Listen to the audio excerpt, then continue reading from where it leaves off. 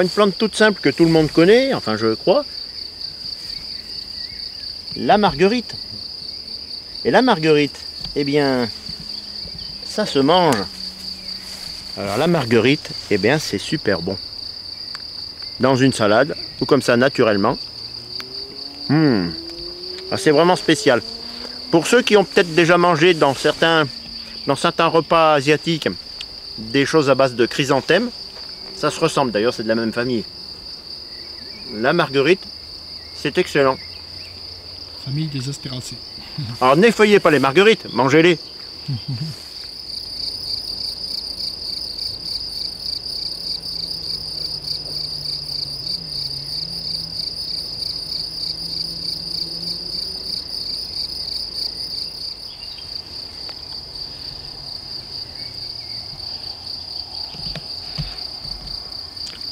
Alors ça c'est une punaise qui va sur les ombellifères. Va ma petite. Ne reste pas avec tonton. Ouais, tu la déranges pas, tu vois. Non, hop, voilà.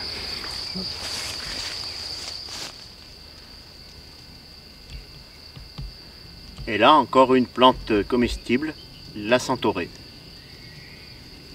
Butinée par un charbon bourdon. Centaurée, quelques fleurs de centaurée dans une salade, ça met de la couleur.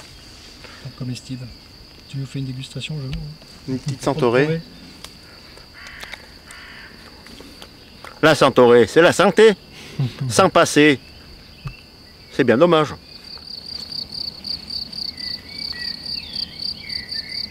Un euro blanche, probablement.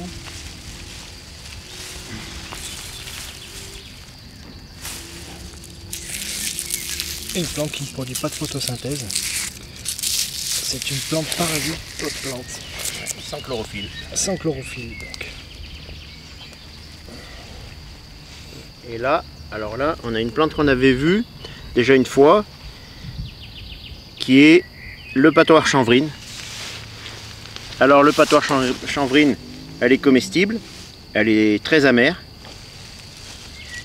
et elle est bonne pour le foie. Alors, ça revient à ce que je disais précédemment. Souvent, les plantes amères sont bonnes pour le foie. Ah, je ne sais pas si c'est vraiment une généralité, mais c'est souvent le cas. Patoir chanvrine.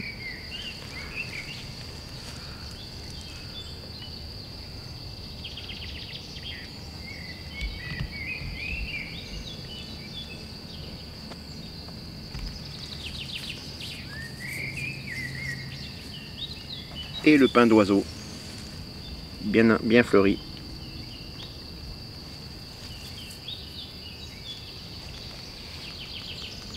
Voilà, alors encore une plante sans chlorophylle.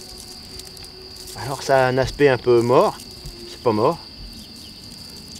Et ça vit sur les racines d'autres plantes.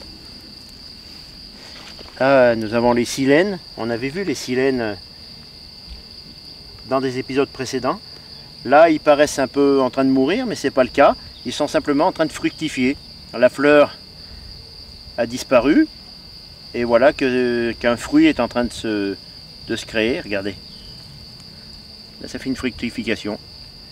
Là, on a un silène qui vient juste de finir sa fleur, avec son petit bide gonflé. Et ensuite, eh bien voilà. Ça devient un petit fruit. Donc on va probablement pouvoir récupérer des petites graines. Alors le silène, c'est comestible, sans grand intérêt. C'est un léger goût de petit pois cru. Mais bon, il n'y a pas grand chose à manger. Une variété d'euphorbes, c'est bien ce qu'on a vu tout à l'heure, en plus petit. Et qui dit euphorbe dit toxique. Voilà. À ne pas consommer donc. Mais généralement les euphorbes ont... décoratif important. Voilà. Généralement les euphorbes ont une odeur fétide. Qui on l'a. Je dois avouer qu'ils ne sentent pas grand chose. Mais la plupart ont des odeurs fétides qui font qu'on n'a pas envie de les consommer de toute manière. Mais il faut savoir aussi qu'il y a des plantes à odeur fétide et même à goût fétide et qui sont d'excellents comestibles. Excellent comestible, ça ne veut pas dire forcément qu'on se régale avec, ça veut dire qu'on peut s'en nourrir. Et que ça peut bien nous nourrir. Il y a le cas par exemple d'une variété proche des choux qui pousse sur je ne sais plus quelle île isolée.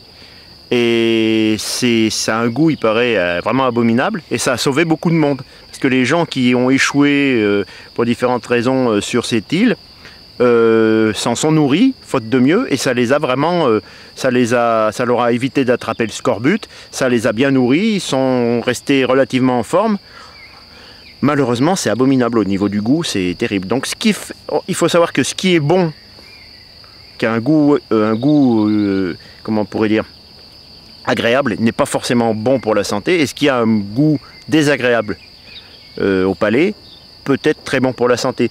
C'est le cas aussi, j'ai lu dernièrement, par rapport à l'if, puisqu'il paraît que si on croquait par malheur la graine de l'if, la petite portion rouge qui est autour, n'est pas toxique.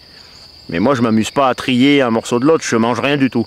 Mais la graine verte à l'intérieur, il y a des gens qui ont failli s'intoxiquer, qui ont été sauvés de justesse, qui ont dit le goût de l'intérieur est très bon. Donc la partie dans le fruit de l'if qui est toxique, extrêmement toxique, a un bon goût. Et je connais aussi une personne qui s'est intoxiquée avec des champignons et qui s'est régalée en mangeant des champignons qui n'étaient pas bons à manger. Mais elle a dit, comme les limaces les mangent, moi je vais les manger. Il les a fait cuire, il s'est régalé. Heureusement, son entourage familial n'a pas voulu en manger et a pu l'emmener à l'hôpital au moment venu, puisque ce monsieur a subi un lavage d'estomac et est resté quelques jours à l'hôpital. Donc à savoir aussi, je l'ai déjà dit dans des épisodes précédents je crois, ce que mangent les animaux n'est pas forcément bon pour nous, ce que nous mangeons n'est pas forcément bon pour les animaux, ce qui a un goût agréable n'est pas bon forcément comestible, et ce qui est comestible n'a pas forcément un goût agréable. Bon, la plupart des plantes que je vous fais voir et que nous goûtons avec Damien ont la caractéristique sympathique d'être à la fois bonnes pour la santé, d'être des plantes comestibles et au goût agréable. Voilà, j'ai essayé de faire un résumé.